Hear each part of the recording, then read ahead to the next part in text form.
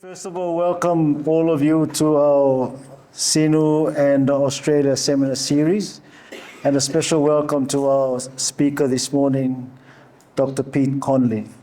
Let me also just say that I value very much the opportunity for the university to be promoting free and fair and flowing speech, as we do have a responsibility to promote ideas, and we are the only venue. This is the only institution in the country where we have an opportunity to be able to come and exchange and share views. I value very much the role that the university plays in the social and economic fabric of our society and community. And we used to have a very vibrant SINU Talk Story Forum, which many of you, my colleagues here, will recall last year when I took up the position. I encouraged us to promote and actually have at least one public forum each month as a means of promoting ideas, as a means of creating that space in the capital where our students and the members of the public can come together and share ideas and know about what's happening in an objective way. So this is very much part of that forum. I also want to emphasize that this is a SINU initiative, and we will, over the course of the next few months, be inviting and encouraging other speakers from our other embassies to be able to share with us some of the perceptions that they have about their role, the importance of the partnership that we have with them. I'd like to thank our partnership with Australia in providing this series, which I fully support, because I value the importance of us being able to share different ideas from different parts of the region and different parts of the world. And so this morning, I'd like to welcome you, Pete, to SINU. I've known Pete for a while when he was colonel in the Australian Army, and he gave me the opportunity to address 300 soldiers, I think, military personnel at the Australian Defence Academy on the role of humanitarian intervention. So this morning, Pete is going to be speaking to us about his research on the Chinese interest in Melanesia. And I'd like to preface my introduction by saying that, and I've always emphasized this point, that we must also appreciate that in the Pacific and here in the Solomon Islands, Chinese interests span more than 100 years. We tend to forget the interest and the involvement of Chinese in Solomon Islands. And we tend to look at the lifespan of the interest in terms of the lenses of the recent geostrategic interest in politics within the region. But all of us here grew up very closely with Chinese traders, buying our copra, selling in the villages. So I'd like to start off and preface that for us in Solomon Islands and many countries in the Pacific, there has been a very long-standing relationship that has transcended the most recent political strategy. And I think it's very important for us to realize and appreciate and understand that there's a level of community integration that we've always had with Chinese, in particular, and Chinese traders. And so it's important for us to bear that in mind, that interest is far more, it goes beyond the simple strategic and political discourse that we're having in more recent times. But without saying much, I look forward to your presentation, Pete, today, and the research that you've done here in Solomons and also in Papua New Guinea on China's interest in Melanesia.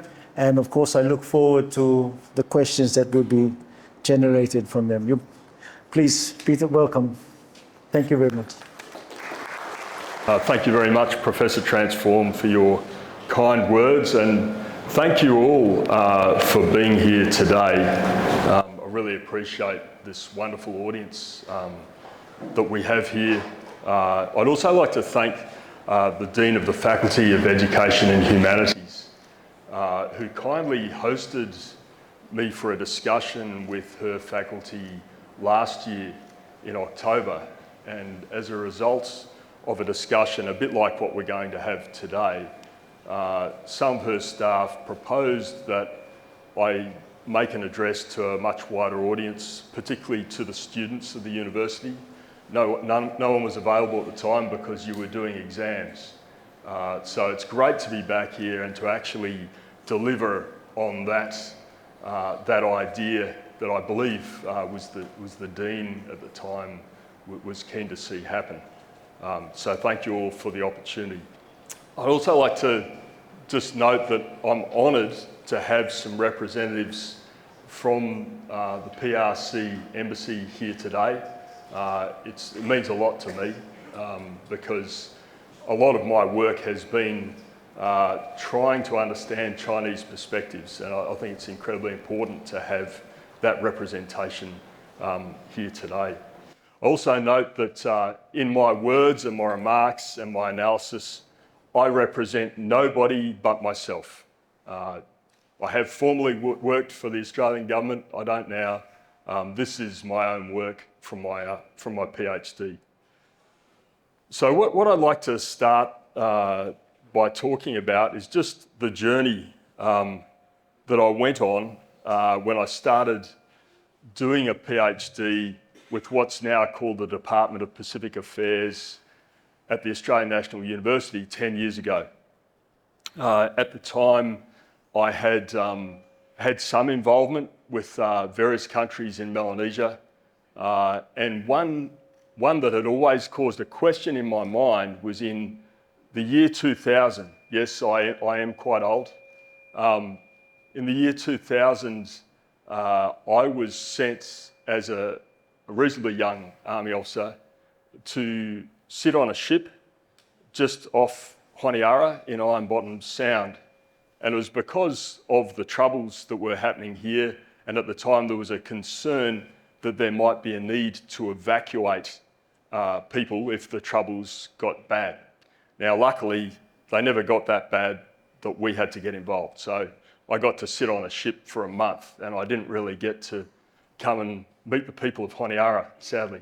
But an interesting data point from that time was when you're in the army and you have to do an evacuation, they give you a list of all the people you can expect to have to protect and get onto your ship or onto planes. And I got a very long list on the first day that I was sitting on the ship, and it was all, lots of expats, lots of, Australians, New Zealanders, Europeans. And the next day I got another list that was much, much longer, and every name on it was Chinese. And to me, that was fascinating. I had no idea there was so many Chinese people in Solomon Islands. But the thing that really raised questions for me is, so that means if I've been given this list that the government of China has asked for Australia to do the evacuation if necessary.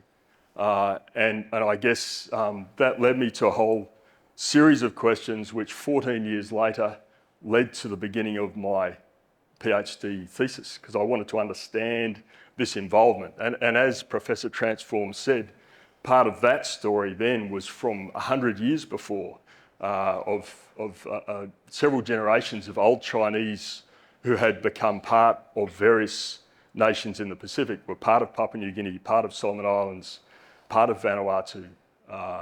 And that was originally what my research was about, because that was what was here, if that makes sense.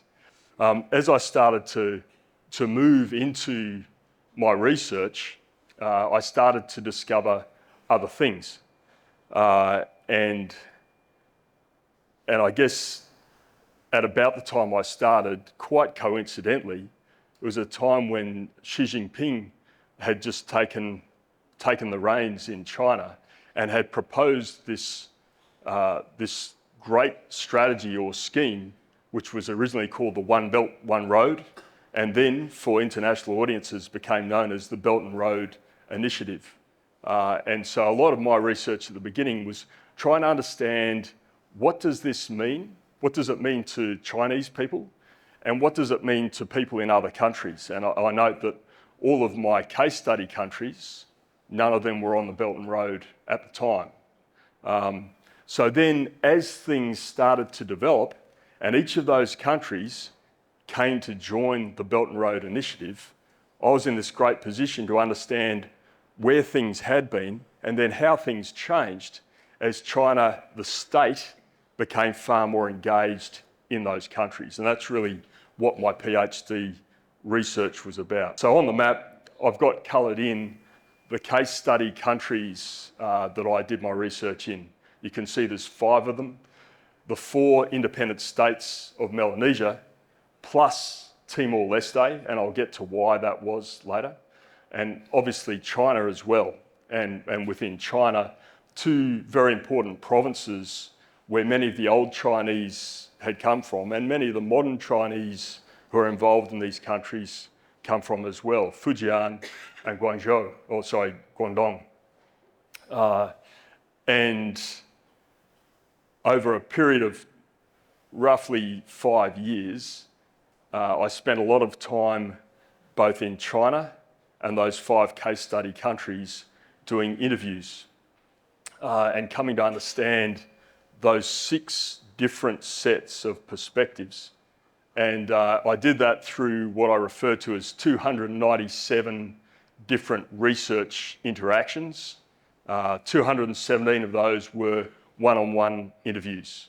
And about a third were with people talking about China, about a third with Papua New Guinea, and about a third with the other countries, is roughly how that set worked out. But it's really that information and that understanding that I draw on for my analysis that I'm going to talk to you about today. So in the course of my research, I had a number of great opportunities. Firstly, in 2014 in China. Back then, as I said, I was still serving as an army officer, and I had the privilege of being sent to Beijing for a conference that was run by the People's Liberation Army, the 17th International Symposium, where I really got to understand the Chinese perspective on where things were at strategically for them at the time. But also there was many representatives from around the world. I was the Australian representative. But that kind of positioned me to understand a lot of things that I might not have if I hadn't had that opportunity at the time. I then, over the next 4 years, had times when I went back to China. I went back as a researcher, and I ended up in both Beijing and in Guangzhou doing a range of interviews. And in particular, I spoke to a number of fairly senior Chinese academics about their perspective on where China was in the world and how its relationship with the Melanesian states was developing and what China's interests were. And once again, having that background to understanding that Chinese perspective was critical to then understanding what I saw on the ground in the Pacific. The other thing that I got from the research, and particularly around that time frame, was doing a lot of work in Papua New Guinea. I came to know a lot of people that were really at the grassroots of society. I had other great opportunities to speak to people who were the secretaries of departments in a number of different countries, particularly in Papua New Guinea, but also from Solomon Islands, Fiji, Timor-Leste and Vanuatu. But the opportunity to speak to people at the grassroots allowed me to understand how even within the one country, or even within the one part of the one country, there was different levels of interest and different perspectives depending on what level you're in, which to me was an important part of understanding this overall situation.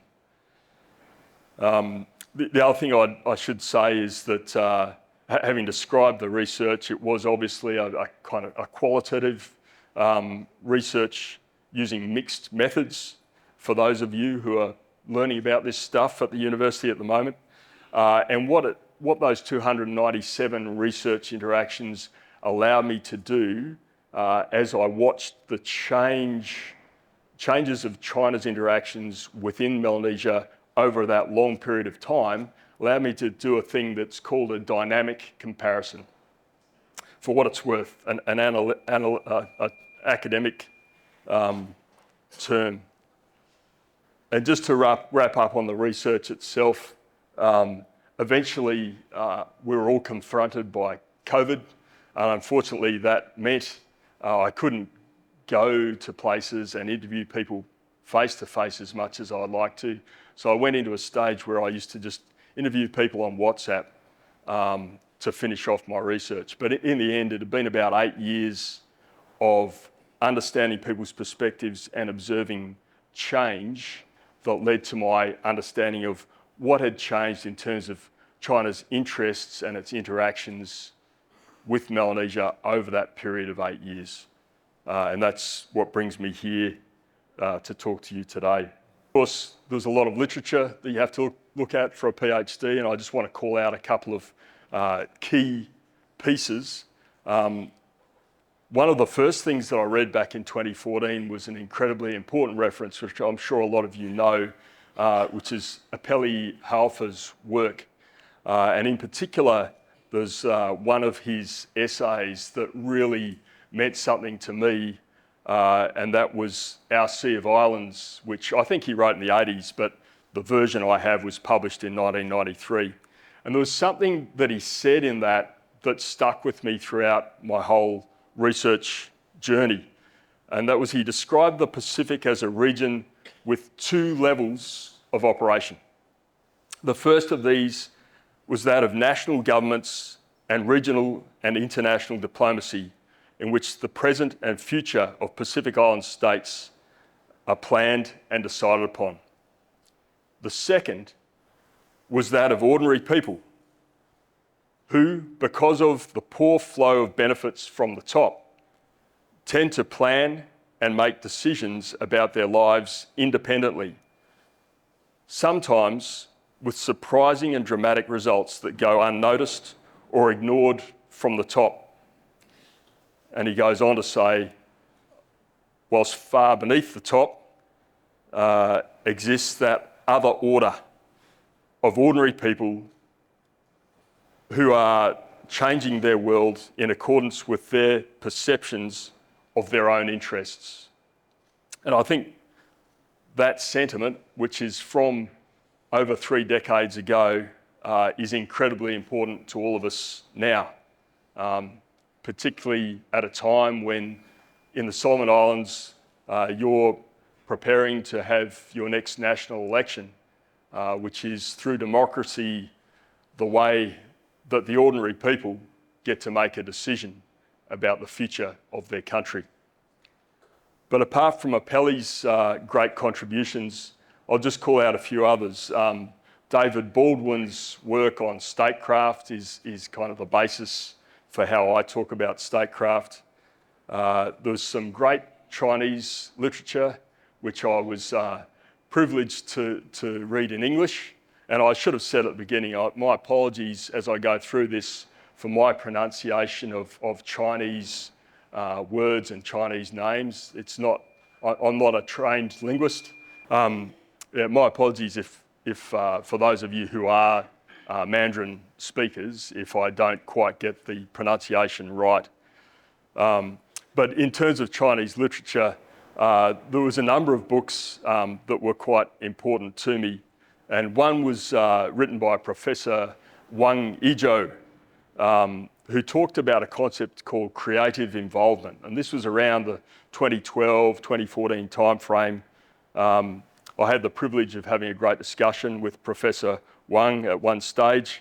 But then there was also contributions from Professor Yu Ji and a number of academics at Sun Yat-sen University down in Guangzhou that just helped me to understand the situation better than I would have if I hadn't had those opportunities.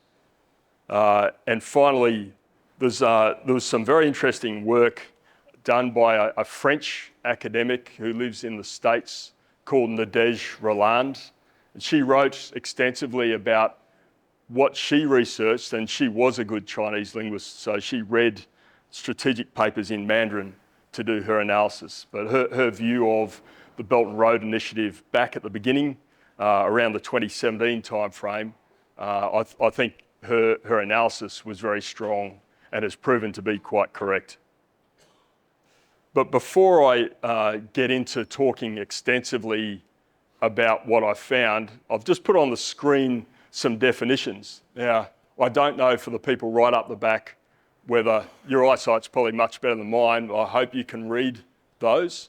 But in case you can't, I'll do a quick summary. And that's firstly the term statecraft. When I talk about that, I'm referring to the goal-oriented employment of an instrument of state power. And this is something that every country does. Some do it better than others. In the West, that's often referred to as DIME, as in diplomacy, information, military and economic forms of power. But when talking about Chinese statecraft, most academics refer to three different areas, and that's political, economic, and security. And when I say political statecraft, that's including diplomacy, propaganda, and united front work, which, from what I can see, have become very closely associated with each other in the new era. They're virtually in lockstep, and I think it's fair to look at them as part of a system. And when I talk about security, I talk about police very much as well as military as part of a system. And then in terms of grand strategy, quite simply, it's the comprehensive employment of all of that national power to achieve long-term goals. Once again, this is something that most countries do. It's just a question of how you go about it. There's choices to be made. Now, moving on to the Belt and Road Initiative that I've mentioned already, it did seem to become quite central to my understanding for my thesis. But interestingly, when I first spoke to people in China in 2014 and even in 2017, and when I first spoke to people in the Pacific, including secretaries of departments in most countries in 2017, on both sides, no one could really see the Belt and Road Initiative connecting with the Pacific. Interestingly, and kind of belatedly, there was a route added to the overall plan for the Belt and Road in 2017 that kind of tacked on the Pacific Islands. And you can see it on my map there. This actual bit here, at the time, I had to draw in myself because the diagram had that route stopping pretty much in the Philippines, which didn't quite work for my purposes. But it was interesting to see how people didn't think that link was going to happen until that time in 2017 when it did. And the perspective largely from Chinese academics was, well, if this is about an economic win-win proposition, that's kind of more in the Pacific Islands' interests, less in China's. There's not as much economic benefit for China to do this. When I spoke to officials in the Pacific Islands, they virtually said the same thing to me. They said, hey, we can see the economic benefit for us, particularly in terms of, in a developing country, if we have the chance to get cheaper infrastructure, why wouldn't we take that? That makes sense to us. However, we don't think the Chinese will want to come here because we don't represent as much economic benefit to them. So it was just interesting that at around that time, that was how people seemed to be thinking from my interviews. Nevertheless, within a year, the Belt and Road had very much arrived in the Pacific. And we'll talk more about how that happened in a minute. But the first country to join the Belt and Road in the Pacific was Papua New Guinea.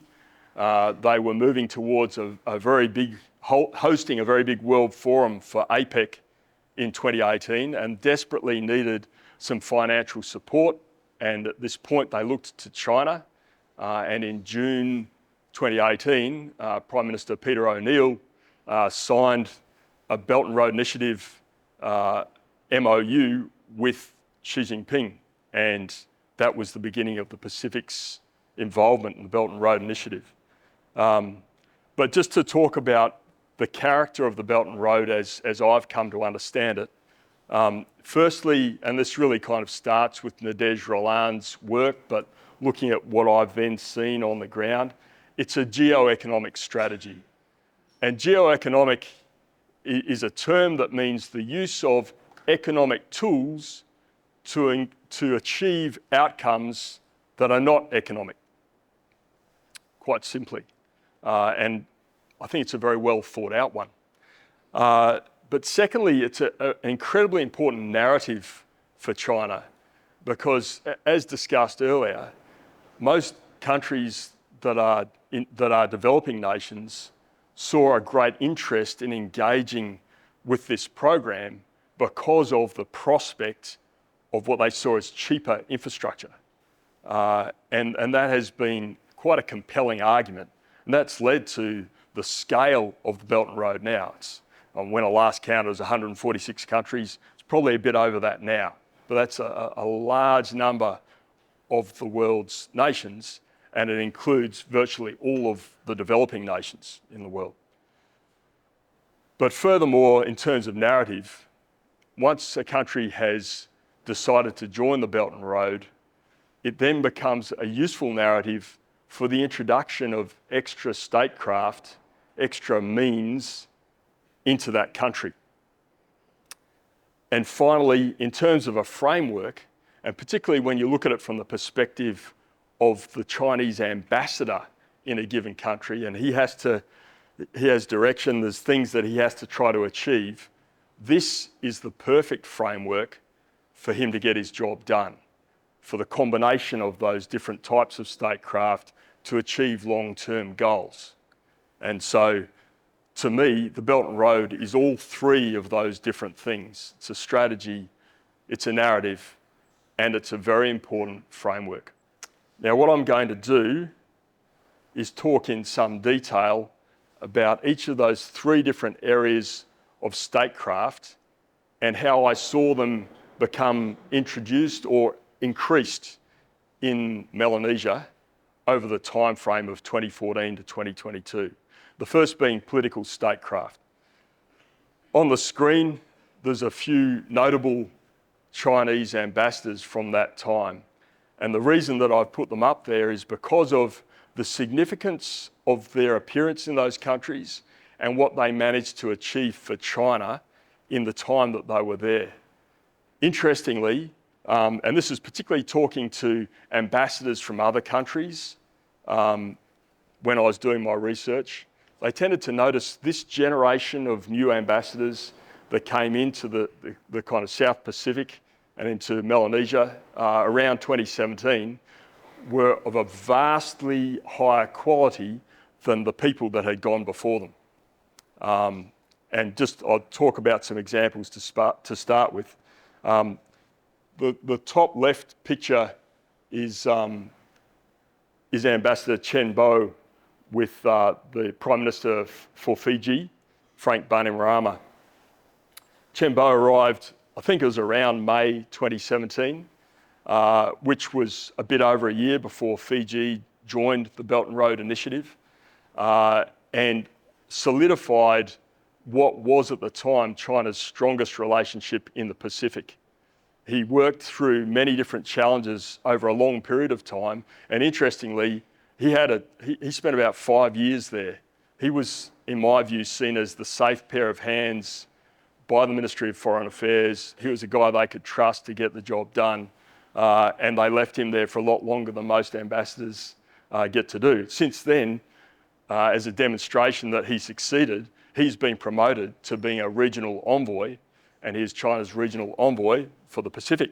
So moving on from him, over to the right-hand side of the screen, if you just see in the centre, on the right-hand side, that's Ambassador Shui Bing talking to Prime Minister Peter O'Neill in Papua New Guinea.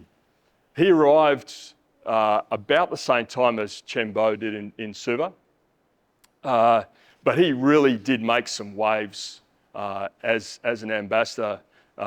Incredibly intelligent, great experience, great background, seemed to really be a very professional engagement specialist who managed to convince and lay the groundwork for the first country in the Pacific to join China's Belt and Road Initiative. And I think he was credited with an amazing effort from Xi Jinping. And of course, when he got through not only doing that, but helping China to help Papua New Guinea with APEC in 2018 and the various other geopolitical achievements that China made off the back of that important engagement, Shui Bing was then promoted to be a regional envoy himself, and he got sent to the Horn of Africa to be China's representative for the region. So those two ambassadors were the first two who had caused a lot of consequence, and both were recognised for their work by being promoted out of those jobs. And then the bottom left of the screen is one that most of you probably are far more aware of, which is Ambassador Li Ming. He was sent here in 2020, about a year after Solomon switched recognition to Beijing. And there's an interesting thing about Li Ming, which I think has continued to appear in every ambassador in their CVs since then, is that Li Ming came here having been the Deputy Director General of a division in the Ministry of Foreign Affairs. Now, I don't know in detail how things work within the Ministry of Foreign Affairs, but I can only guess. And I believe that to be the Deputy Director General of a division, and there's only so many of those in Beijing, you've got to be pretty high quality. You've got to be one of the A team. You understand the strategy, and you are a trusted agent for the party. And so when he was working there, and I know the division that he was in was, I think it's called North America and Oceanian Affairs, which includes the Pacific. I imagine that he was, if not just aware, but possibly working very hard on the situation that led to Solomon Islands switching to recognise Beijing. He then got sent forward to make it work and to make it so. That's my impression. And obviously had great success in his time. And on his watch, there was many developments here, which we'll talk about later under security.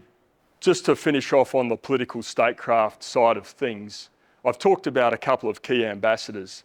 I'd note that each of them has now been replaced. The people who have replaced them were also a Deputy Director General when they were in the MFA before they came to their posting in the Pacific. Possibly not just before becoming an ambassador, but maybe 2 posts before. But each one of them have that there in their background. And in the generation before them, there was none that have been Deputy Directors General. So I think that's an important indication that when I started my research, I was being told that really China didn't have a strategic priority for the Pacific. But when you look at that data point, you wouldn't send your highest quality here and then continue to send it unless there was a high strategic priority. And I think your country is part of that priority. Now, I said before that political statecraft also includes propaganda and United Front work. I'm not going to go into detail about that, but I can discuss it in question time if anyone wishes to. Now, economic statecraft, probably the most important element of statecraft because it started long before everything else, but it started at a fairly low level.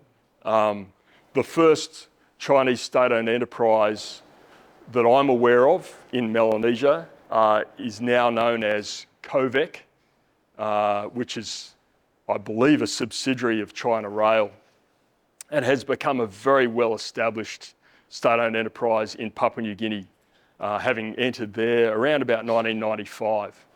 But over time, in the late 90s, as going out started for China, and then into early this century, a number of more Chinese state-owned enterprises started coming in to Melanesian countries, in particular Papua New Guinea.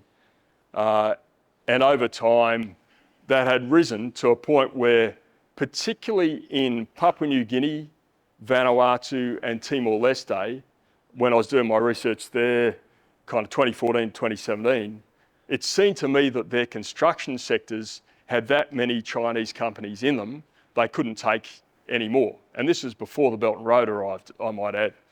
So it was of great interest that when I returned to Papua New Guinea in 2019, a year after that country had joined the Belt and Road, I found how much its economic statecraft representation from China had changed in that 1 year. And this was Chinese people that told me about it in some really interesting discussions.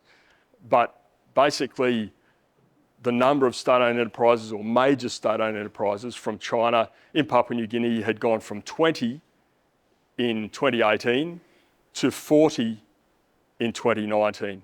So it had doubled.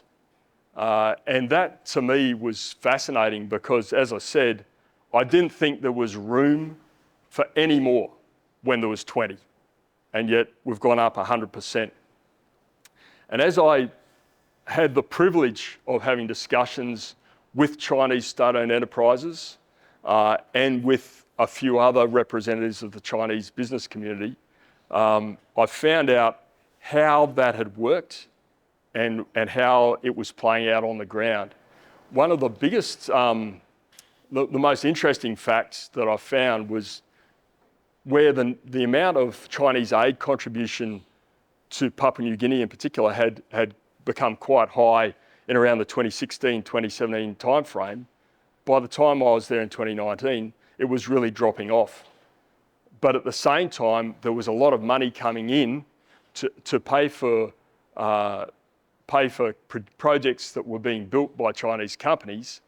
That a lot of that money was coming by now from multilateral banks.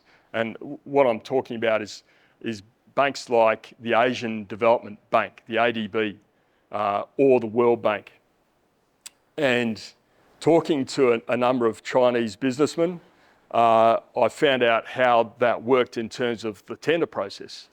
Generally, you would have some leading Chinese state-owned enterprises who would make incredibly low bids because they could afford to and they were that competitive. And generally that was described, and this is by some Chinese businessmen, as 30 to 50% below the engineer's price. Now, clearly, if a company can do that, most other companies cannot. And that means that they've almost got the market cornered. But then, what I found really interesting was that the Chinese state-owned enterprises were competing with each other that hard. They'd identify, I'm here to get the money instead of him, or I want to be better than that company. They would then have subsidiary companies that made lower bids. So it's like, trying to outdo the depth they could get to. Now, I'd say in some cases that meant they won the Asian Development Bank bid. It didn't mean that was going to be the final price, because clearly you couldn't build it at the price that they had managed to get the contract at.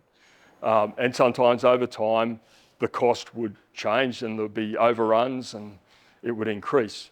But there really did seem to be a domination, particularly with the Asian Development Bank, of those contracts. And I then obviously went to the ADB to ask them some questions and said, so how does this work? Why is this so? And they said, oh yeah, I'd say at the moment, this is 2019 in Papua New Guinea, 80% of our infrastructure projects have Chinese state-owned enterprises delivering them around the country. And that included a really important one, which is the Highlands Highway project, which was to construct highways connecting across the country, which is pretty difficult in Papua New Guinea. And there was 9 different projects happening at the time, and every one of them, 100%, had Chinese state-owned enterprises on them. Now, interestingly, I had the privilege of talking to some Chinese officials at various times, and they had said to me when I asked the question, what is a Belt and Road Initiative project? They had said, well, it can be a lot of things, but it must fit within what they call the 5 connectivities. And when I looked at those 5 connectivities, and it could just be my understanding, but they seemed very broad. There was an infrastructure connectivity, there was a finance connectivity, there was a people-to-people connection connectivity. So it seemed to me like virtually any project could fit within the 5 connectivities. And I then asked this particular official, so what if it's not being paid for by China? Does it still qualify as a Belt and Road Initiative project? And he said, absolutely. And the impression I got from the state-owned enterprises was, in fact, there's a preference to have that money being contributed to what's seen as a Belt and Road Initiative project come from a multilateral source. So if the Asian Development Bank is paying for a project, that means that China is not paying for it. But at the same time, everybody in the country sees that Chinese company building this beautiful new road or this infrastructure and see it as part of the Belt and Road Initiative, and therefore China has brought this to us. So it's an interesting little point there. And I guess in this country, just to set the record straight, a lot of the projects that China has delivered in the first 4 to 5 years since the switch have absolutely been paid for by China, Exim Bank most likely. And that's kind of how it's worked in other countries to start with, but then over time, as that money kind of falls off, it becomes more ADB or World Bank that's paying for those projects. And I think there's now some good examples here in the Solomons of some major projects being financed by the Asian Development Bank, including the project for the port, which I think was won by CCECC in March last year. That is an Asian Development Bank project, as an example, and there are others. Just to put some names to faces from my slide, I should have done this at the beginning. The guy at the top left is the Economic and Commercial Councillor, or he was, I'm not sure if he still is, for the PRC in Papua New Guinea. His name is Lu Lin Lin. And the 2 people below him is firstly the General Manager for China Harbour Engineering Company in Papua New Guinea. And at the bottom, the gentleman on the left is the General Manager for CCECC, or China Civil Engineering Construction Corporation.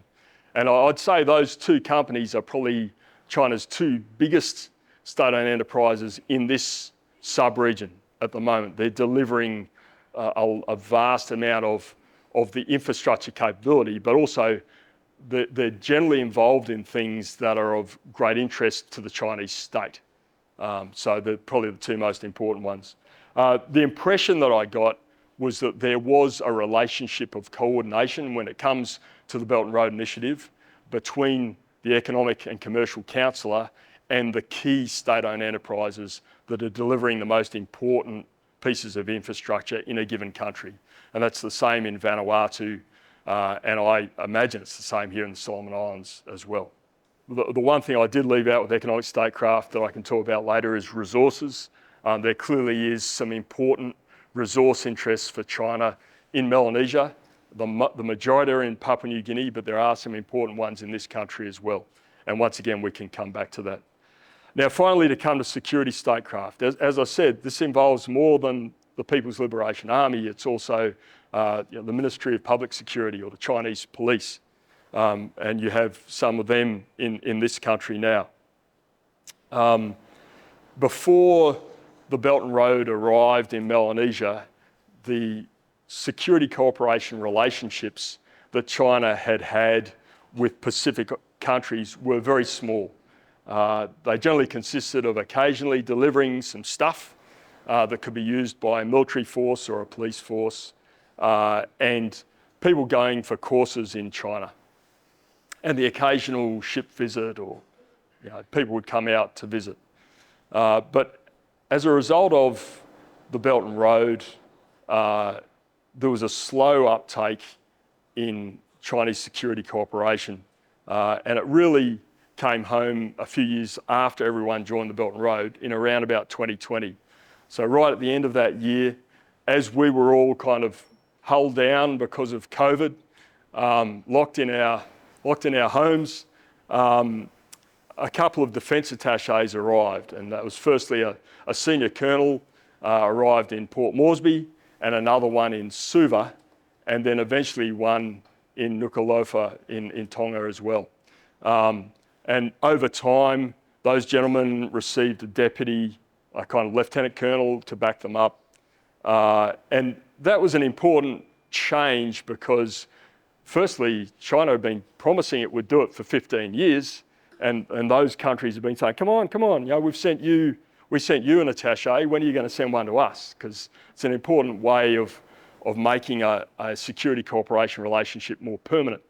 And by having a defence attaché there, it means that if China delivered a piece of equipment and there was problems with it, then you've got a person there who can make it good, or who can fix it up. So an important development for China to have that permanent presence there from the kind of 2020, 2021 timeframe. But then as time went on, there was a number of other developments. And the first of those was just after the riots occurred here in late 2021. So we're moving into early 2022, the arrival of a detachment of police advisors who are referred to as the police liaison team. Now at the time there was about 9 of them, I believe. That number has changed over time, but it was the first example of such a deployment into the Pacific. And they came to do some training with the RSIPF, but over time it established that they weren't going to leave, and they're now on their 4th rotation.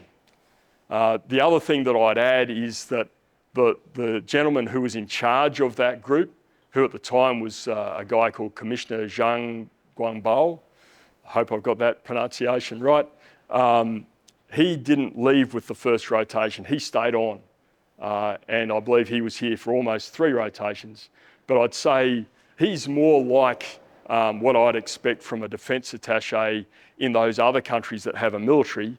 He's kind of the police equivalent, in my mind anyway, who's able to work closely with the ambassador to coordinate security statecraft in that country and make sure that it's integrated with the other forms of statecraft to meet China's strategic intent.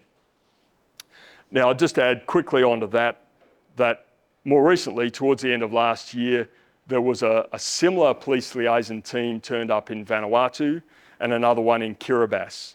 And each of those, even though they were just there to do a scoping visit, they've stayed on, and they're now in their 2nd rotation as well.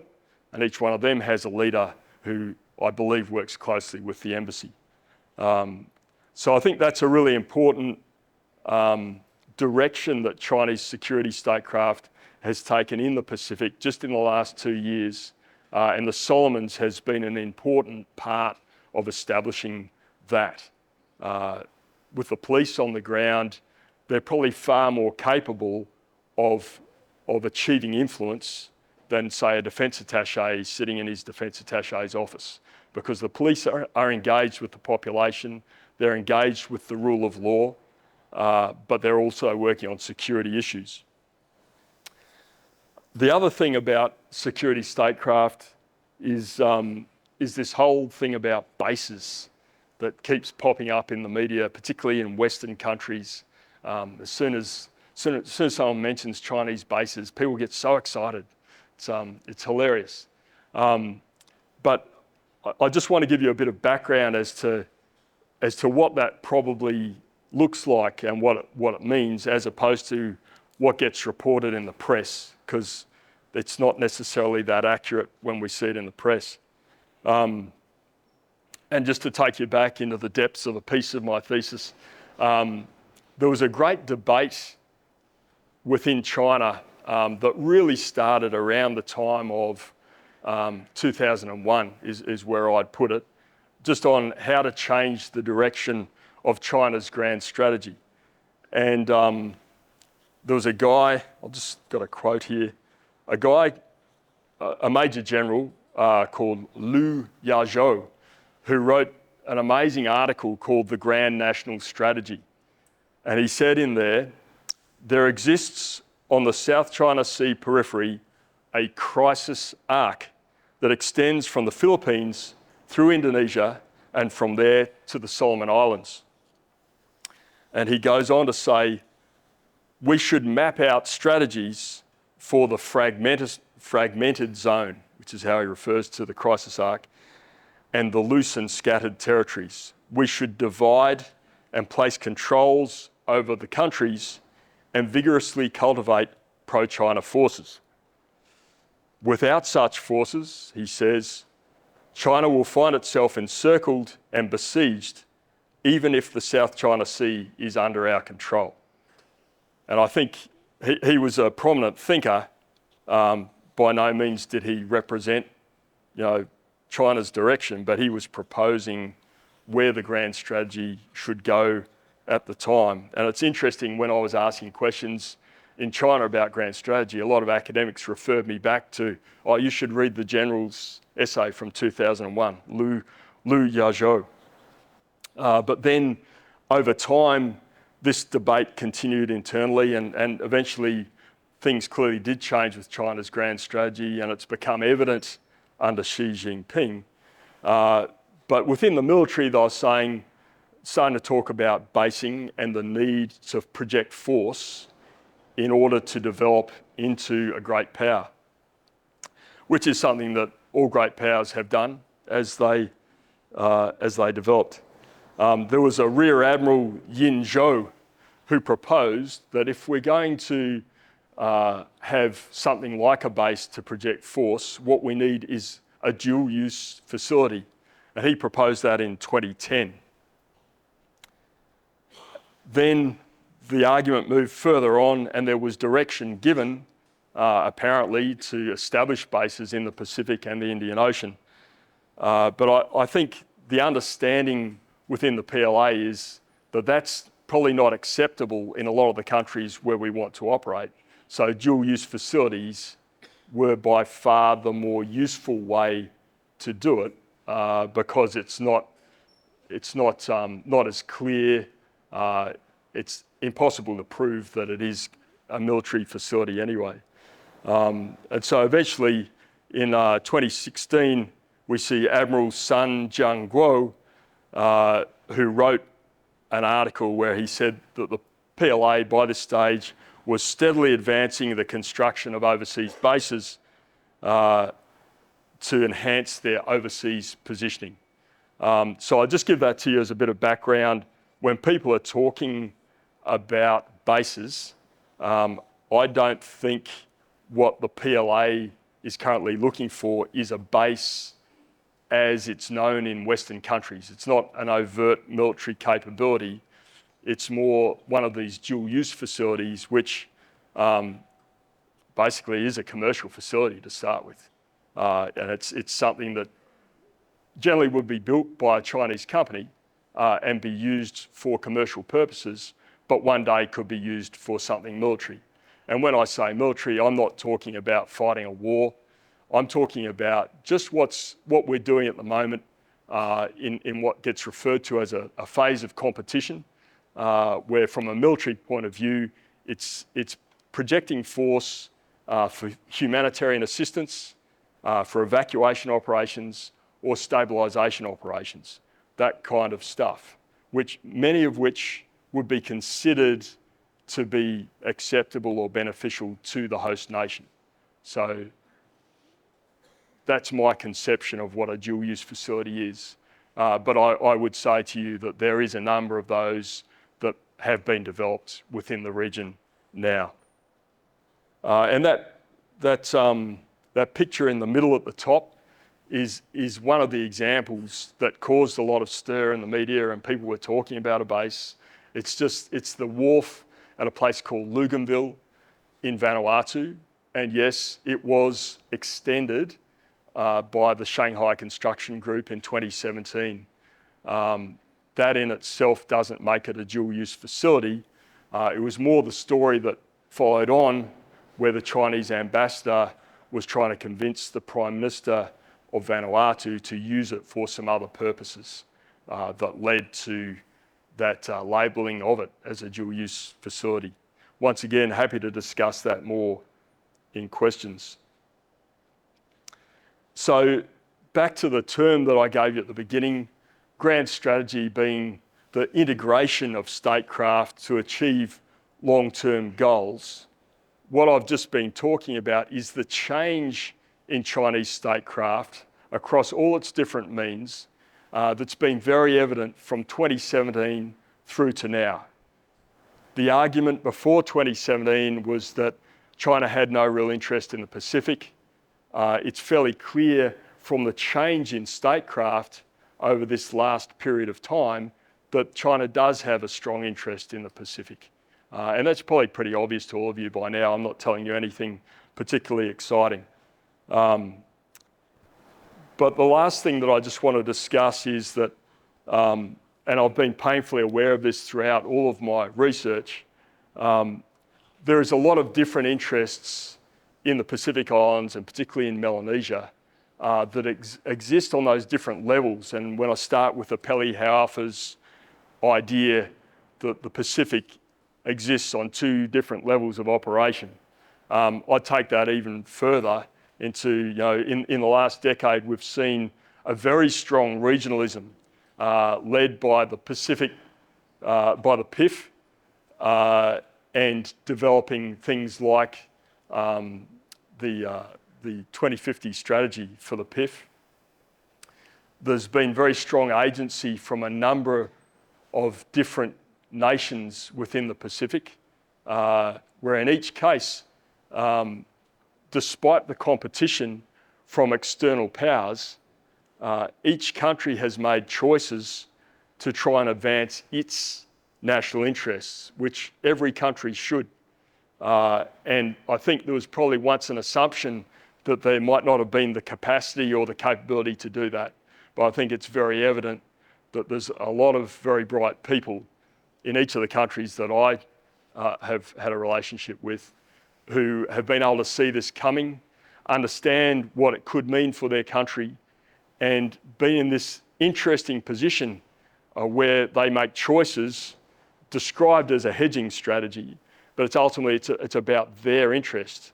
So in terms of Solomon Islands, we're talking about your interest as a nation.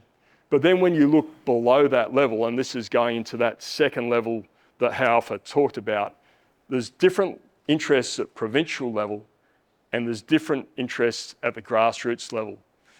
And the confusing thing is that all four of those levels in relation to one place and one issue could have different interests to each other. And I find that really problematic. And that causes friction, it causes problems. And the biggest issue is for external countries like China, like America, like Australia, who don't understand that. Because you live in it, you understand it. But it's the people who come from other countries who struggle to understand what does that mean. And I think that that's something that all of us need to be very aware of as we develop into the future.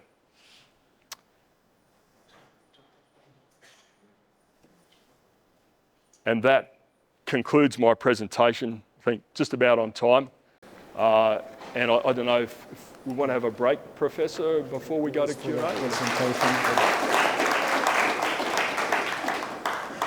Pete, you touched on quite a number of things. I think we'll go straight into Q&A if you don't mind. But I would like to first of all thank you for that presentation and contextualizing some important relationships. Just listening to your presentation, it also dawned on me that when you evaluate what national interest and what other countries have, you could probably also make the same argument for all the other states that we have relationships and partnerships with, in that Great Britain have their own national interests to pursue. Australia also have their own national interest in which they pursue. And so you could probably also categorize in terms of all the statecraft that goes on, that you've got these economic and political issues, all of which permeate in different approaches. I guess it's just the way countries have in their approach that is different. And so we've had long-standing relationships with many different countries. And of course, China's involvement in the countries is far more recent. But I guess for many of us in the islands, and for me particularly as a Solomon Islander, I often see, as you mentioned right at the end of your talk, see things through what our own lenses are. And I remember when the American hospital ship visited last year, I think it was. And then soon after that, the Chinese medical team visited again in November. Two same medical teams, hospital boats that came to provide a service. But the level of social media commentary on both of these vessels differed. And my response as a Solomon Islander on the ground was that, for me, what is more important is not the color of where what we're getting comes from, but the service that we get from. Because if we can't get medicine from the hospitals, if we can't get Panadol, then our people really don't care where it comes from. And I guess at the end of the day, for us, for me, speaking personally as a Solomon Islander, what is important in our relationship with any of our countries, whether it's been Australia or Great Britain or the United States, or if it's China, it's ensuring that our national needs also are met, and particularly working together to improve both the social and economic outcomes of the countries. I guess that is what many of our people, they look at, not really where the color of the, and I've just come to realize that more recently, that it's not the color and the flag that flies behind the aid that is important to us, but what we can actually also get out and help improve our economic and social outcome. But I would like to thank you very much in contextualizing that, that relationship between and China's interest, which listening to the analysis can also be applied to all the other countries that we have relationships with. I'd now like to open the floor for some questions and invite questions from, yes, thank you very much. Okay. Let's go. I moved from the Chinese Embassy as I talked to the professor and other colleagues here. Professor, first of all, I'm from the Chinese Embassy. I have to express formally disagreement with my views. Just color my China, Taiwan with different colors. I have to do that. Okay. So, Professor, you mentioned that.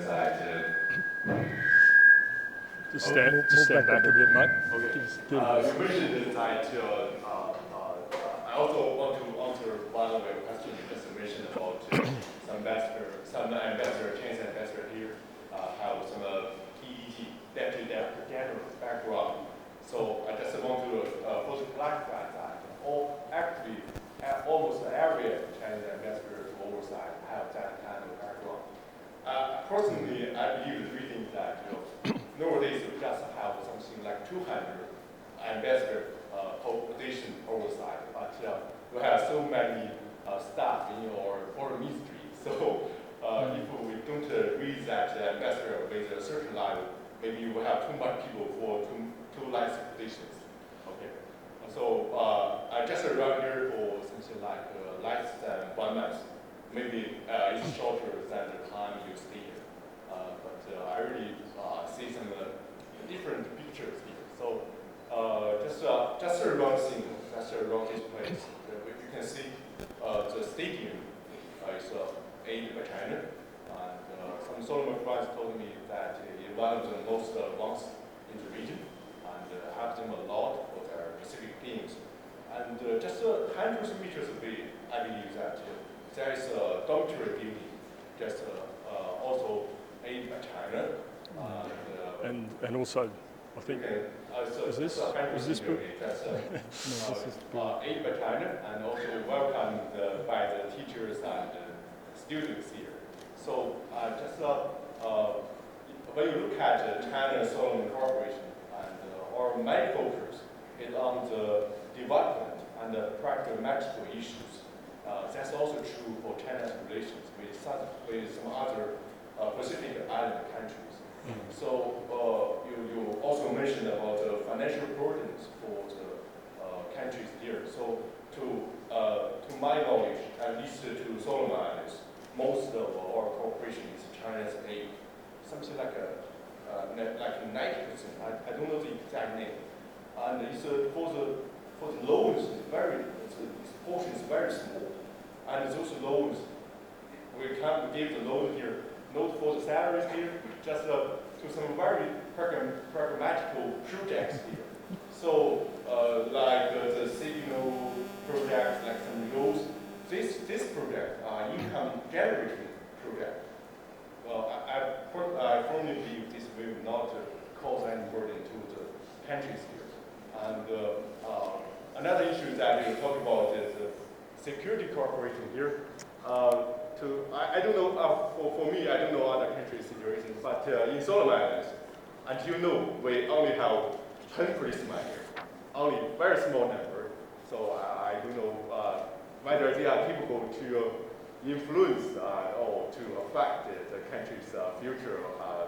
Anyway, but they are working very hard to help the police here with some training programs and some China aid equipment, police equipment, and actually to comfort some others concerned, we strictly limit those police equipment to very basic ones, such like boots, like ties, like helmets, like shields, narrow weapons, to very limited to those very basic ones.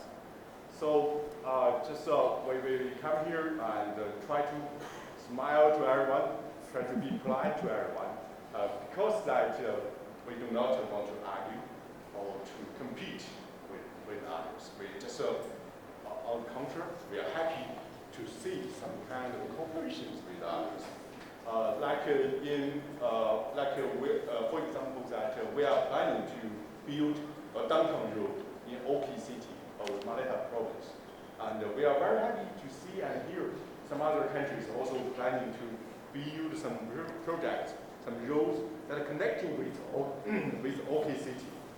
And we are happy to hear that. And if possible, we are also happy to see whether we can have a kind of third-party cooperation with that. Because that's good for the Solomon country, good for the Solomon people, and good for every other country.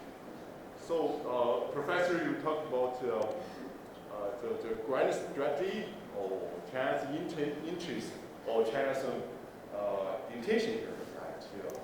I think that for that part, we should go to the very basic and very fundamental issue. That is that we are living in a more and more interdependent world, and our future are deeply connected. So when some parts of the world they have crises, I know we are having. I don't want to say the name, but so we also suffer some food and energy crisis here. So when some other parts of the world, their economy boost. I also don't know what to say the name, but we also have a better development here. So I mean that Solomon and some other Pacific Island countries, their development helps others' development. Their security helps others' security. So that's the very core part of the vision that a shared future for mankind. And to make it very easy and to make it very simple, it's just the Solomon Islands program, you meet together. I think one of the meaning is that helping others is just helping yourself. Thank you all. Okay, thank you so much.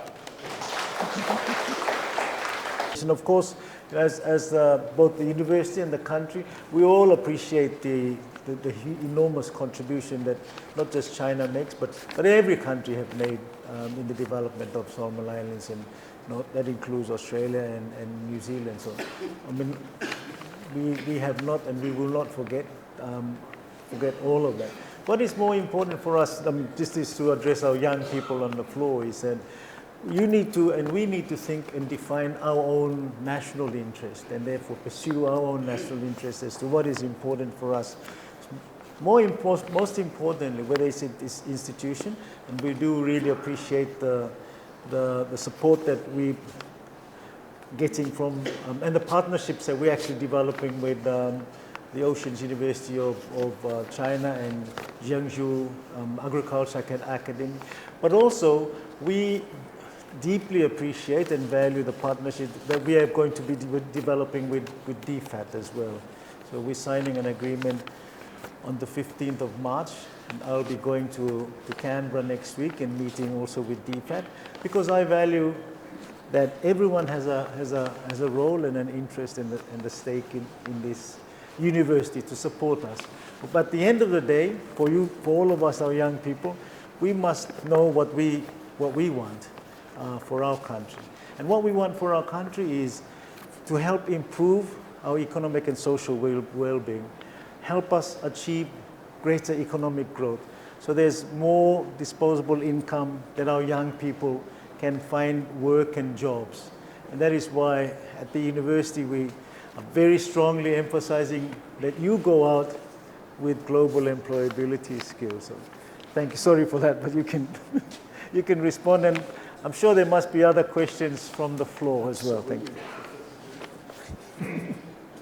Thank you, and thank you very much for your comments. If I can just make a few quick responses to what you said. Firstly, you associated what I said with China creating an economic burden. I don't recall ever saying that, and that was not, if that's how it came across, that's not what I was saying. What I was talking about was the costs for a number of Chinese projects being borne by multilateral banks. And those are banks like the Asian Development Bank, where most of their money comes from Japan, from the United States, from Australia. So other sources of money, right? People outside the Belt and Road, and that's where that money's coming from. So when something's paid for by the Exim Bank from China, absolutely, it's your money. But when it's the ADB or the World Bank, it's not China's money. That's all I was saying. And that there has been a rising number of projects being paid for by multilateral banks ever since 2018. And I believe that is starting to happen in the Solomons. But an important thing associated with that, and back to Professor Transform's original remarks as well, absolutely. There's a number of Chinese projects that have made a very important contribution to the infrastructure in this country and in the other countries I've done my research in. And I wouldn't for a moment try to take that away from you. And I think, back to Professor Transform's point, that is in the interest of the country that we're in, because in order to develop, you need to have options and you need to have the cheapest possible infrastructure. And China has been good at representing that at times. So, I have no issue with you there. In terms of the Deputy Director General thing for ambassadors, it could be my maths is poor, but my understanding when I counted through the number of those positions in the MFA versus the number of ambassadors in the world, there's a lot more ambassadors than there are DDGs. And that's what I base my analysis on that particular point. In terms of security cooperation, I just need to pick you up on one point, and my background is military, so clearly this is something I've had something to do with, but there's been a number of times where China has delivered weapons into the Pacific now. The first time was in Timor-Leste in 2017, but there was a substantial shipment of weapons and armoured personnel carriers into Papua New Guinea just before APEC, which was interesting. One of the pictures on my slide that I didn't mention was one of those armoured personnel carriers. So there has been a contribution in that regard from China, and I think it's important to note that. As for the police, in particular the police that are in this country, they have certainly grown their presence. I said it was originally 9. I believe they were more than 24 or so during the Pacific Games last year. I don't know what they're at now, but they are a sizable contingent on the ground, and they have a lot of influence here in the Solomon Islands. And so just back to something that Professor Transform said at the beginning, which I completely agree with, and that is that every country in this region needs to be looking out for its own national interest, and that involves engaging with various other powers from outside the region. And I think that should be expected, and I completely expect it myself. So thank you so much for you've really added to this presentation with your questions. Does anyone else have a question or a comment they'd like to make? All right. Well, thank you very much for your talk. I truly appreciate it. My pleasure. Yeah. I think these are more of curiosity rather than a question. Yep. And that is that when Solomon Islands switch political allegiance from Taiwan Yep. to China, Yeah. there's a big hue and cry about it. Yeah. Media was here, everyone. Not only that, but US, Australia, England, and New Zealand sort of got together and said we got to do something. It's like tightening up their, opening their embassies here. And not only that, but Japan did the same thing. And also India, which in my recollection never showed any interest in Solomon Islands, suddenly opened an embassy here. My point is, why is that? I mean, if like, in accordance with what you say, if China is going to help us, why are these countries, these superpowers, doing that? I mean, are they reading something into a social discourse? What's not really there? Or is this part of an international paradigm of some kind that when the country comes into another country, superpower, they got together and do something? Are they reading too much into it? Or is there some kind of paradigm that ordinary folks like myself, we don't see? Sure. Yeah. Okay. I'll do my best to just kind of relay. So what the gentleman here has just said is he's surprised when Solomon's switched from recognising Taipei to Beijing in 2019, the way it has affected Solomon Islands' relationships with other external countries. Would that be fair to say? And that in particular, a number of the major powers in the world have become concerned and become far more interested in Solomon Islands. And I think that last point, the far more interested in Solomon Islands, really gets back to what Professor Transform was saying before, which is in that way it's kind of good for Solomon Islands in that if you can get more interest and get more people contributing to what's in your national interests, well that's got to be a good thing, right? Well, it's good for you. Is it the reason? Hey? Is it the reason then? Is it the reason? So why are those external countries concerned? Is that the question? It seems to me, I have my, I think as a political scientist, I have my own theory about it. Yeah. And I think it's not so much development, but more strategic power. Most what? Strategic. Strategic. Yes. Your area. Yes. Yeah. No. So look, I think we're on the same page, and that is so. My answer to him would be that a lot the external countries that have taken issue with the development of China's statecraft on the ground here in the Solomons are competing with China. And despite what the gentleman says, I think China's competing with them. I think we can all accept that. The interesting point that you've brought up in your question is that along the way, maybe not always, but at least to start with, there's been some benefit to Solomons in that it's getting more people interested and it's getting more contributions coming in. The question remains whether Solomon Islands can maintain control over those contributions, I guess, is the final thing as to whether it does in the end meet national interest. Does that make sense? Yeah. So maybe just to contribute to this dialogue. So what has happened, just to put things in context, is that since the end of the Second World War until recently, the predominant powers in our region have been Australia, New Zealand, and the United States. Our region has been the area of influence in which no one else has had to come in. China is a new development partner, and therefore it has changed the dynamics of the political configuration of the region.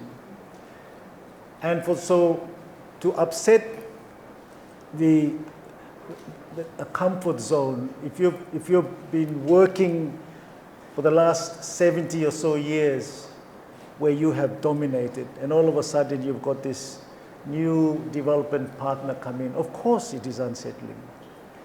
And it is not just unsettling in the Pacific, it's unsettling globally, because China has emerged as a major development partner in the global development landscape, where their influence parallels that of the United States and the Western countries. So it is a real change in the political dynamics of the global structure, in which we are also very much part of it. So the real issue for us is that it is here to stay. China is not going to go away from the region. They are a major development partner, just as Australia, New Zealand, and all the other countries are a major development partner for the country. And the real issue for Solomon Islands and any of the Pacific Island countries is how to use that new dynamic and influence that dynamic so that at the end of the day, the hospitals get built as a least developed country and one of the poorest in the region, that we must be able to leverage the relationship that we have with Australia, with the United States, and with China to help build our infrastructure in the outer islands, our communication, that is very much needed to help develop the economic growth. That, to me, is really the strategy for the country. And at the end of the day, it is up to us to be able to how to define that. The answer to your question is simply that. I went to the officer in charge of the US and China in DFAT in Canberra. And he simply told me that this is our area of influence and our region. And of course, from a geostrategic perspective, from a defense posture, we are the line of defense for Australia and New Zealand. The arc, the Melanesian arc, is the most important strategic area for Australia. There's no doubt about that. This is where the Japanese were turned back. So from a military perspective and posture, there is no doubting that Solomon Islands, Papua New Guinea, and that this particular arc represents the single most important strategic area for Australia. And that's why you've got these dynamics at play. But as I said, it's not going to go away because China is now a very important development partner for the region. On that note, I'm sure there must be some questions from a student somewhere, and maybe a female student. Sure, you must be interested. Can I just say something? I'd just like to say that, as usual, Professor Transform has answered that question far more eloquently than I ever could. So thank you, Professor. And I hope that answers your question sufficiently, sir. So, any others? Doesn't have to be a question, it could be a comment. Anything you want to discuss? Nation, humanities.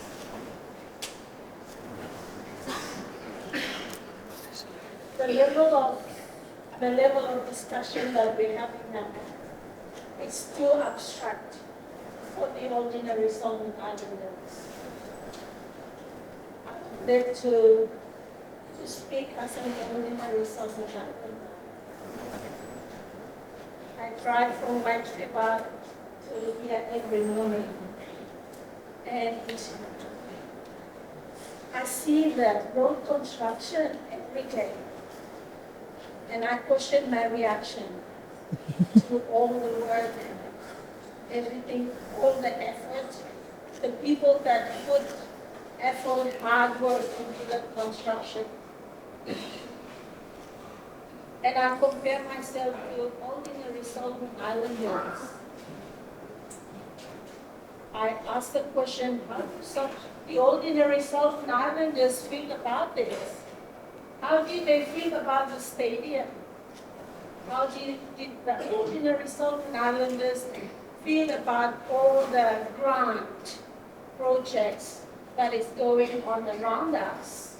I ask the question. I ask the question, how do Solomon Islanders, the ordinary Solomon Islanders that do not understand abstract discussions around all these strategic relationships that is going on around us? And I am interested to know where are Solomon Islanders in everything that is going on, the ordinary Solomon Islanders. And I'm interested to know the kinds of questions that they are asking. My question is, with the work that you are doing, where are the ordinary Pacific Islanders or Melanesians' voice in the kind of study that you are doing? Because I wonder so many times how Melanesians, how Pacific Islanders, and how the ordinary Solomon Islanders think about everything that is going on and their reactions to that. I wonder if somehow, somewhere along the way in the study, that ever came up as something that needs to be considered. I speak as an ordinary Solomon Islander. Thank you. Thank you so much. It's a very good question. What does this mean for ordinary people in the Solomons, but also in Melanesia? And to answer part of your question, it certainly did come up a lot in the first half of my research. That was kind of where I was focused. And at the time, a lot of this kind of higher level state stuff, there really wasn't much to talk about. And I was more interested in the grassroots level interactions, which were more about, with the Chinese, it was private business, small business on the ground, of which there is much, and it was growing. And the way that they interacted with Pacific Islanders was originally something that I spent a lot of time researching. Then as time went on, because I spent so long doing this, I'm just a bit slow, but I spent so long doing it, then all of the state level things started to change. And in the end, that's what my thesis became about. But to get back to your very important point, originally it was far more focused on those issues, and it is so complex, it's hard to know where to go, because when I was in one place, the issues were different to another place, And so I got to a point where, say I'd find an island where there had been some difference of interest, let's say, and I'd try to understand it from a number of different perspectives to get a holistic picture, the best one that I could. And in the end, you know, that's resulted in, there is a number of places that I've tracked where just at that low level, Chinese local businesses, small businesses, private businesses, there are a couple of places where they have been evicted and are not allowed to be there anymore. And that was purely because, nothing to do with, you know, higher level strategy, nothing to do with nationality. It was to do with the interest of the people. And so in these couple of places that I looked at, it was to do with ultimately protecting local interests. It was about, how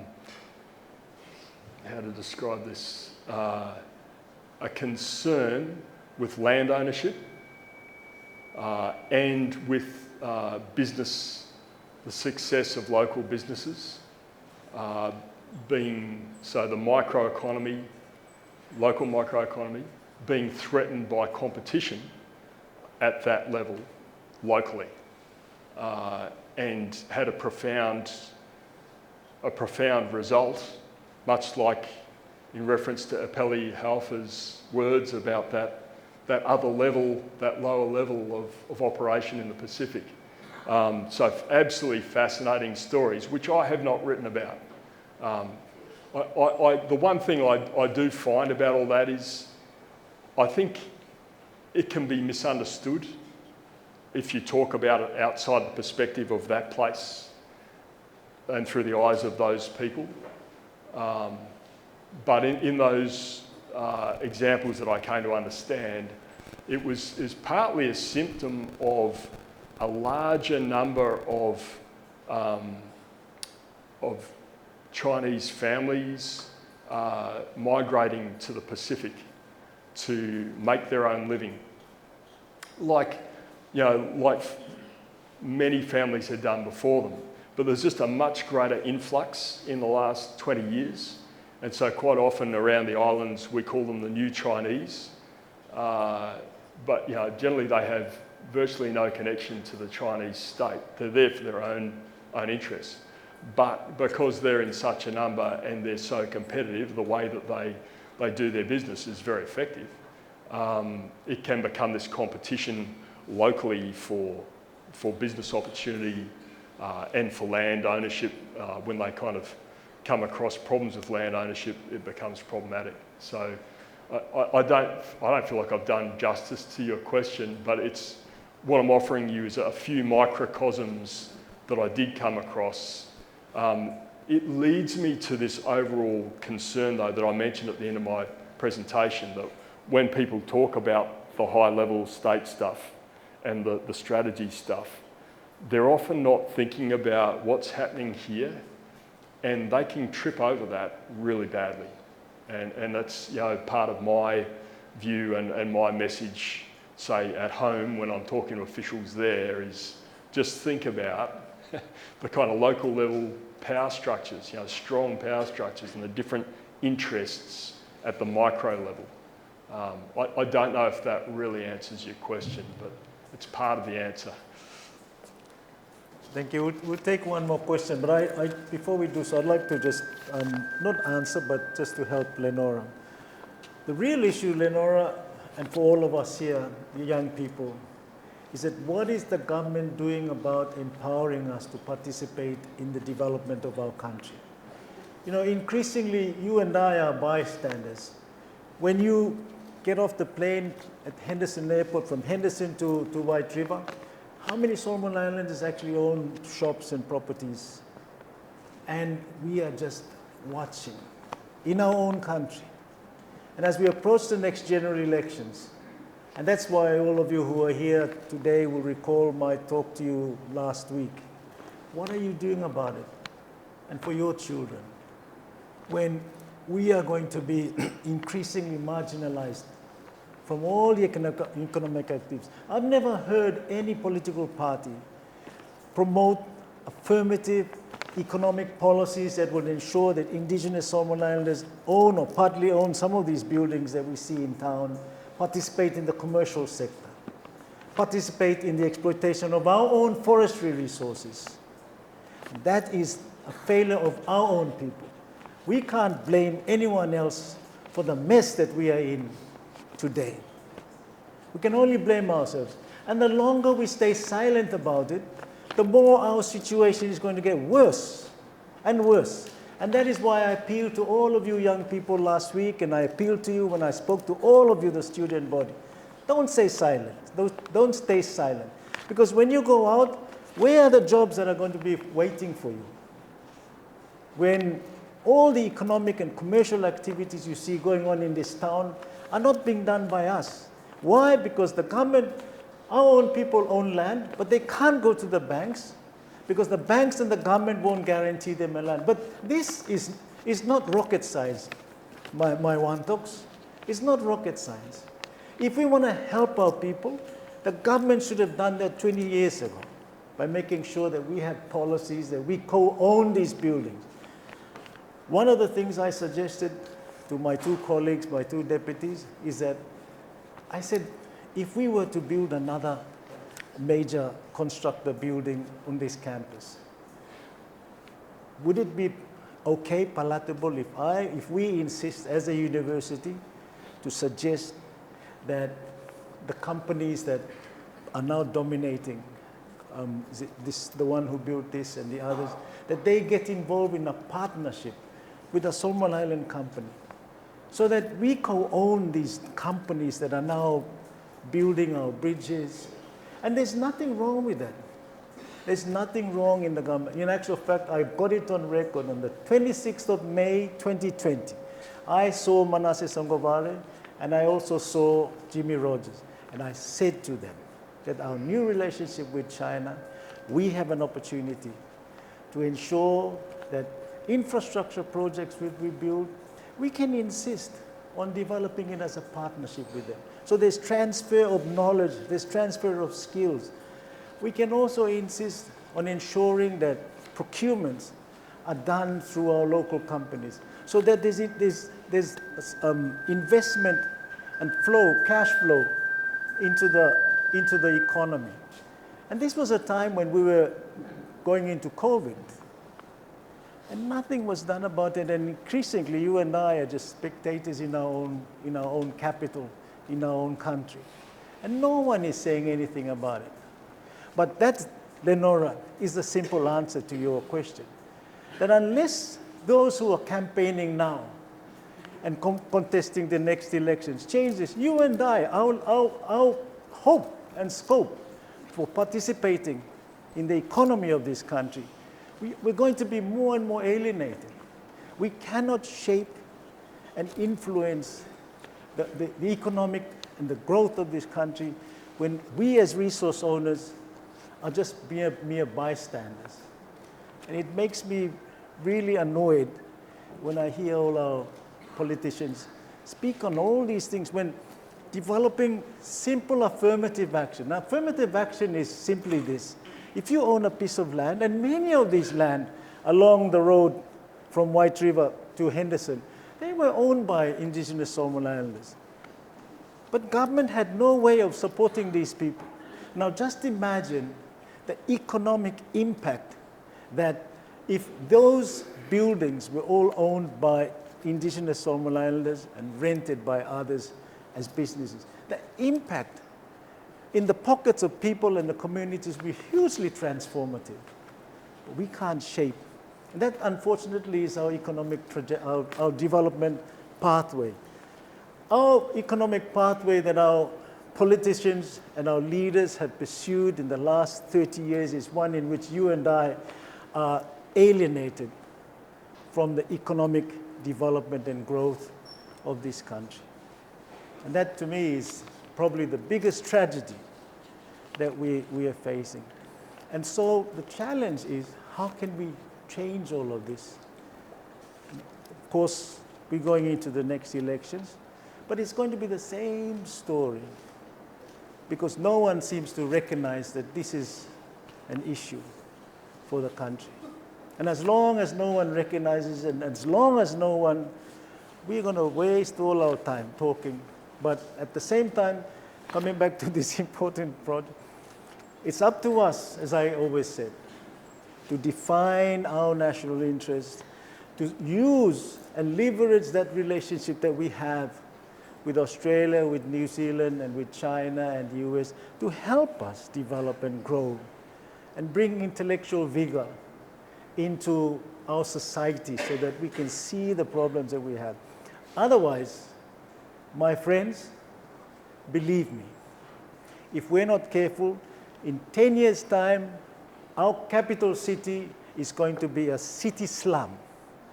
It's going to be a city slum. If we're not starting to now divest some of these important issues and recognize the importance of provincial governments and empower our provincial governments and create jobs that stay in the provinces, this town will be a city slum. Already you can see it. When you drive down in the bus, the huts, the stalls, the bitumen stalls, inside residential areas. It's dirty, and it's not good. And the question I have for us at the university is, what can we do about it? What should we say about it?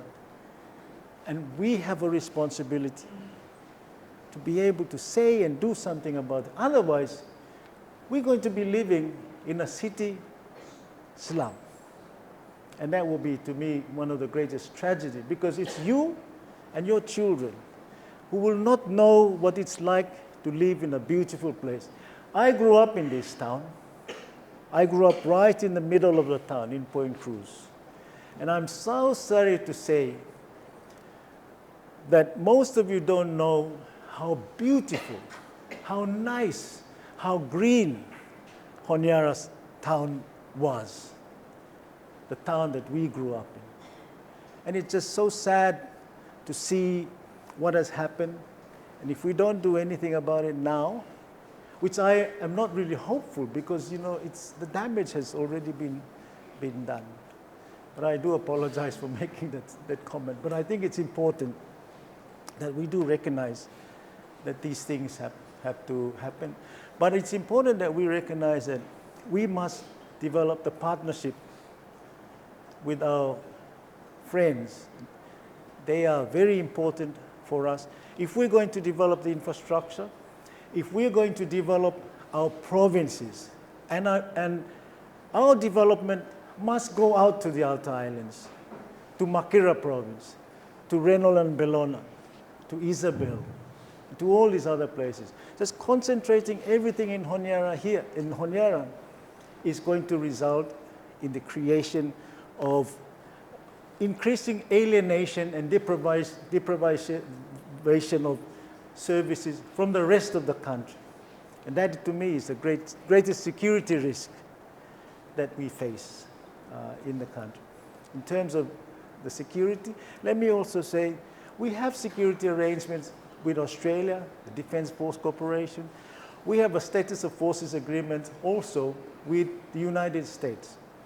So it's not unusual that we do have a security arrangement with China to support our services. So in terms of our diplomatic posture, but no one really is aware of all these other security agreements that we have. And so on. China's security interest is the one that has actually created a lot more media interest simply because it is China. But I'm aware that we've had for a very long time these other arrangements with Australia and also with the United States, which are very important part of our security apparatus and support for our police. So it's not unique. I think we need to put all of these things into context. I'll take one more question and then we will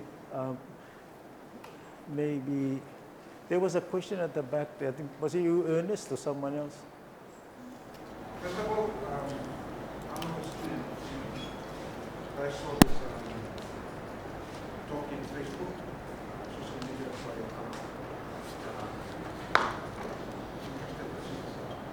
presentation. Thank you very much.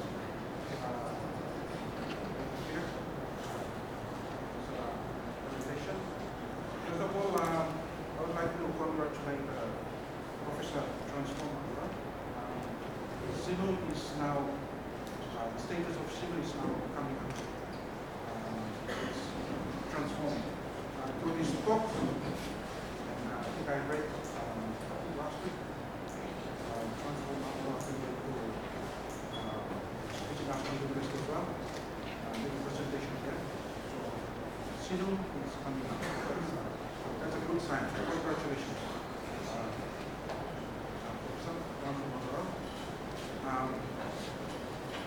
Secondly,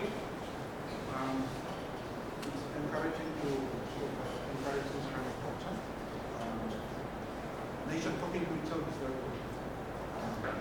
Though there are a lot of issues, through this kind of seminars, we try to come with some kind of solutions. Okay, I have several questions, but I'd rather not ask them because we have a limited time. So I'll just ask one. In your opinion, I understand that the way you talk, you have a lot of background in military intelligence. Solomon Islands doesn't have intelligence organization by itself.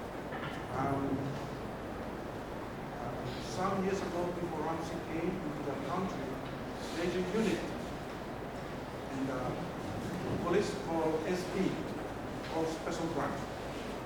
And the unit, the way it is set up is very different. Briefings and all the things were done by the director of SP, direct to the Prime Minister of Somalia. So there is no interference whatsoever along the way. So at the moment, we have a unit called NIU, situated in Robe, but it's basically not good, sort of like political intelligence or that. It's basically just for crime intelligence.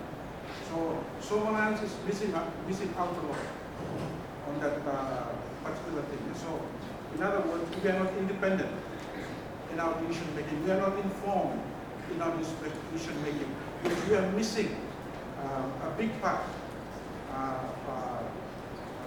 So I'm not really sure with the political parties which one is in its policy is trying to incorporate this in their policy. But I think this is very important. The foreign policy of Solomon Islands is friends to all, enemy to none. And I think this sort of like captures what the transform said earlier on, which is we're trying to do things according to our national interest. There are many development partners which we will be working with. We sort of like be happy to work with them. But at the end of the day, we want to promote our national interest. So what do you think? Do you think it's a must for Solomon to have a dedicated organization just concentrating on intelligence, just like Australia and other countries? Because at the moment it's missing. So the decision making of our political leaders are not informed. It's sort of like we are not sort of like decision making is being influenced by different parties. So, Okay. thank you. Thank you. You're specifically asking about the need for an intelligence organisation to inform the government as opposed to just internally in the police force. Yeah, I think you're right. I think you're right. Sorry, that's not much of an answer, but I tend to agree. Most other Pacific Islands where I'm familiar with their government, they have such an organisation in some way. But sometimes it kind of straddles between police and the government, but generally it services that need for political decision makers. So that's my perspective, but I tend to agree with you. Thank you for your question. You were with us to presenting the same paper, and all along I've been thinking about that. Now, what you said is true, and said by Transformed, our Vice Chancellor, that when you talk about statecraft, every country that enters Solomon Islands, they have their own statecraft. And behind those statecraft lies their own interests. Yes. Now, your presentation today was about the PRC, and we're talking about the statecraft. Now, one of the things that many people in this country were asking, they were asking about, this infrastructure that we currently have. And I do affirm that we really need those infrastructure, like the one that we have down here, the National Stadium. And currently in Auki, we are looking forward to have New Tassie Road in Auki. And people are really excited about it. And from another lens, or on the same line, people describe it as gifts. They are gifts to us. Now, the question is around the dynamics of gift. Now, from the classical theory of gift, it is not a one-way process. It is reciprocal. It has three forms to it. That is the principle of giving, the principle of receiving, and the principle of returning. These are the three classical theories around gift giving. And Solomon Island is a very small country with a very small economy, and we really do not have every resources, and we rely very much on friends coming in, bigger friends, small friends. Now we have very big friends there with us. Now we are very small, and we are so worried about the gift coming in. Whether those gifts, they will purely gift, or they have to abide by those principles that I was talking about today.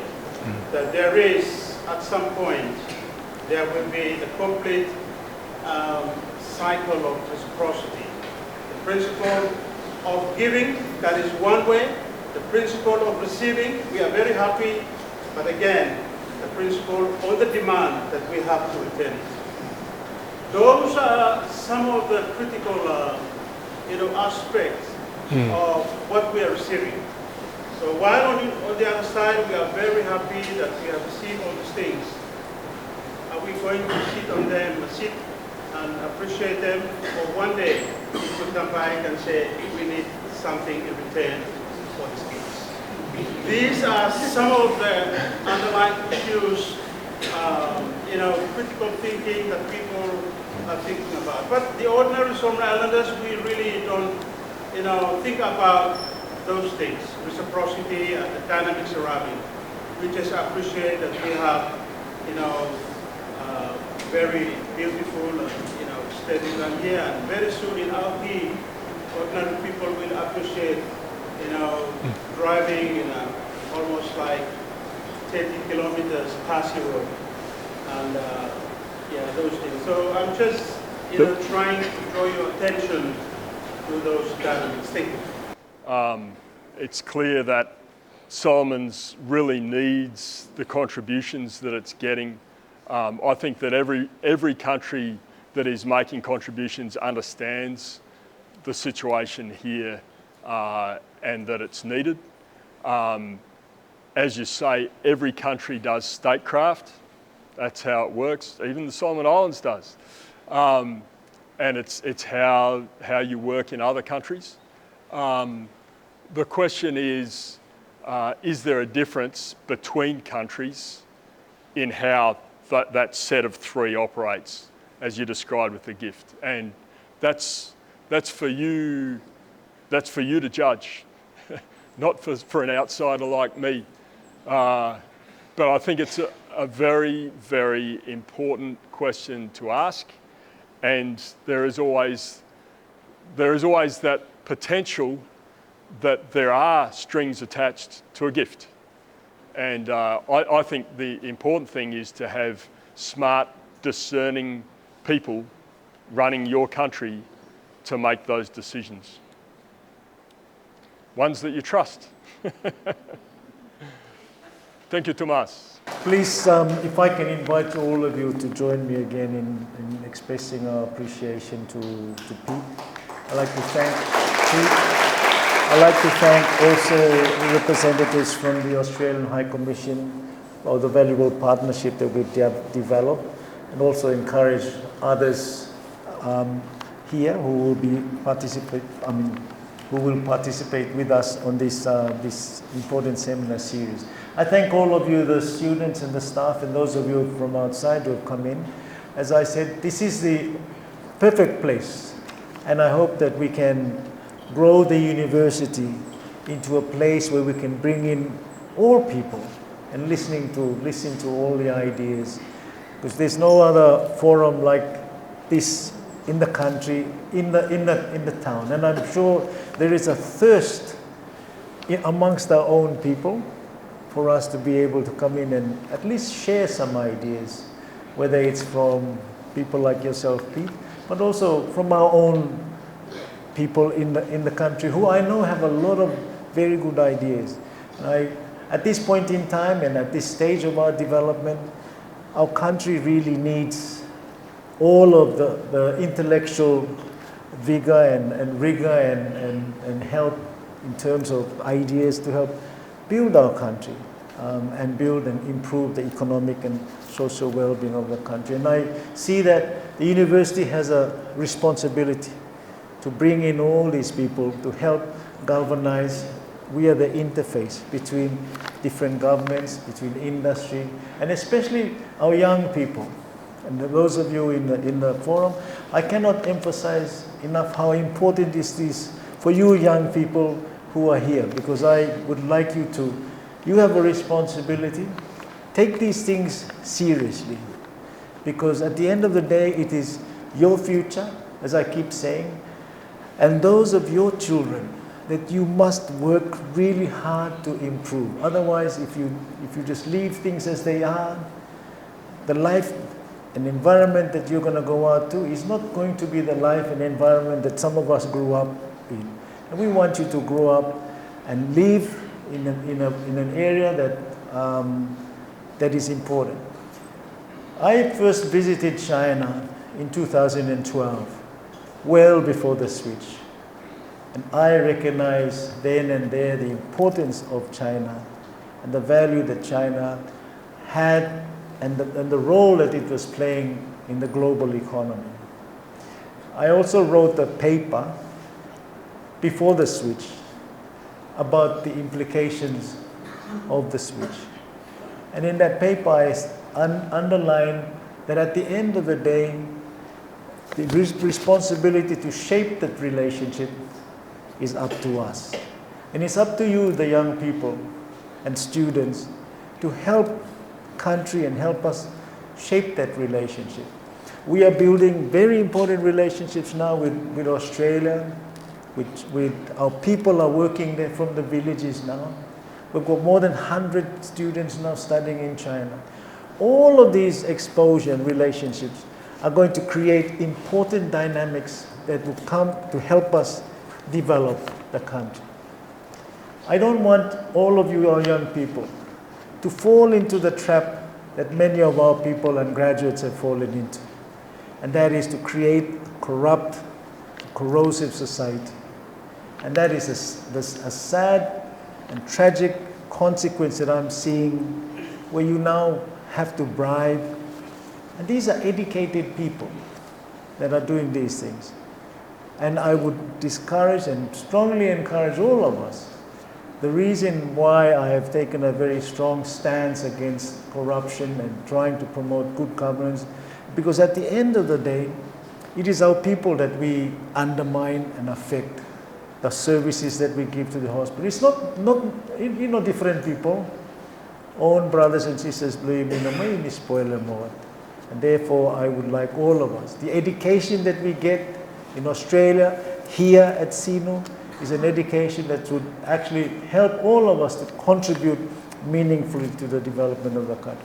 I know things are difficult for us, they are very difficult, but we live in a country that is rich in resources, there's land, there's sea, and therefore there is really no reason for us to be in the economic situation we are in now. But it is what it is, and we have a responsibility to work closely with Australia, with New Zealand, with the United States, with China, and all of our partners to help us develop our economy. So on that note, let me just once again thank each one of you, thank the organizers, Darius and Cyprian, and I thank also Shadrach, the Pro Vice Chancellor, corporate, and all of you who have made time to come in. So on that note, I wish you all well, a blessed week, and I look forward to our next seminar.